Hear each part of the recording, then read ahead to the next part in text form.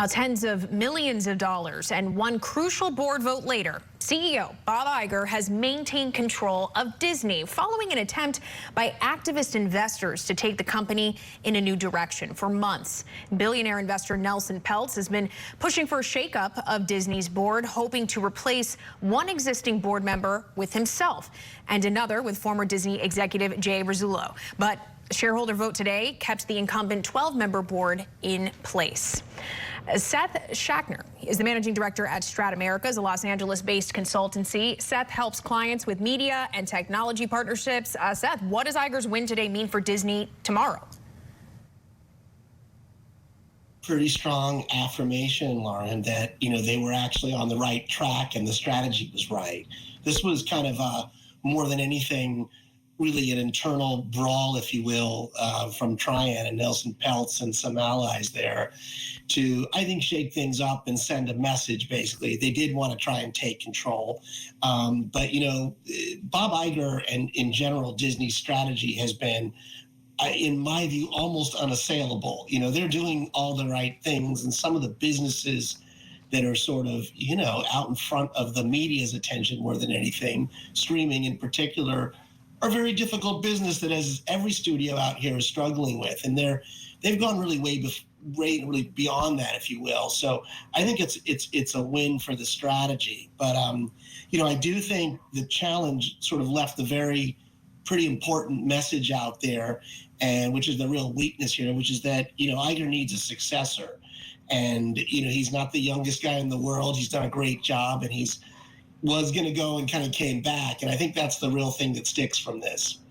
Is there some sort of short list right now that exists of potential candidates to be his successor? Does that exist? I don't know if it exists, formally, if there's actually a list per se, but, there's certainly 3 or 4 candidates that have been kicked around. The most common one is someone named Dana Walden, who's potentially in line, as well as a guy named Alan Bergman from the creative side of the business. But, Jimmy Pitaro from ESPN and the sports side, as well as Josh D'Amaro, who I think comes from Disney's sort of strongest, most secret weapon. The parks have all been kicked around, as have a few others. I would probably mention a guy named Tom Staggs, who comes from the older school of Disney, and Kevin Meyer, who was in line previously before Iger took over. So that's sort of what's been bandied about there. I don't know if it's a short list or if it's formal. Yeah, well, certainly lots of options, it sounds like. It's not an issue on that front. I want to go back to what you were saying about strategy, though, and you talked about streaming and how a lot of businesses are struggling with that. Disney Plus, struggling. It's not profitable, but Iger was saying, that he thinks that it could be by the end of the year. How realistic is his outlook? Strategy is one thing, execution is another.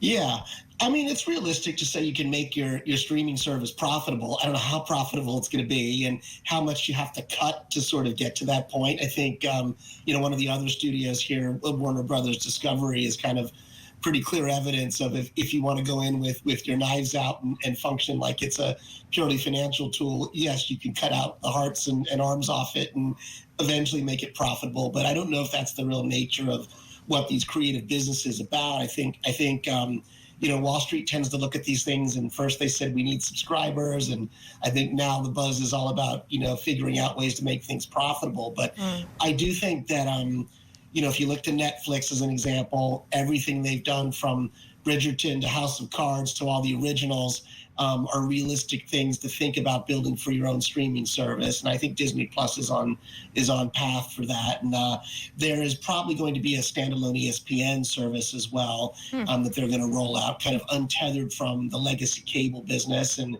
pretty exciting sort of joint venture kicking around with Warner Brothers and Fox for sports. So there's a ton of stuff. Epic Games they have an investment in. So for me, it's really hard to look at this strategy and say, gee, something's off. It sounds actually pretty great to me. It's just these are big businesses and they take time to develop and grow. Well, let me ask you this. I got 45 seconds left. How does any of this affect consumers? From the Disney content fan to Disney parks lover? Listen, it's a great question. I mean, in theory, it should make consumers have even more choice than they already have. So I think people have been complaining about how many subscription services are out there. Look at the flip side. There's probably going to be more of that as well. And yeah, I do think you'll probably see the streaming services become a little bit more cooler with a little bit more, exclusives in them. And, we haven't mentioned this as well, but, Disney's a film studio. And so they've got a pretty big slate of stuff coming. And I'm sure their eyes are on making theaters relevant and bringing back blockbusters as well. So in my view, you're going to see a lot of good stuff all across the board from that company. And it's not as predictable as other consumer product businesses. It's a little cyclical. That's how entertainment is. Okay, Managing Director at Strat America, Seth Schachner. Seth, thank you so much for joining us. Nice to be here. All right, coming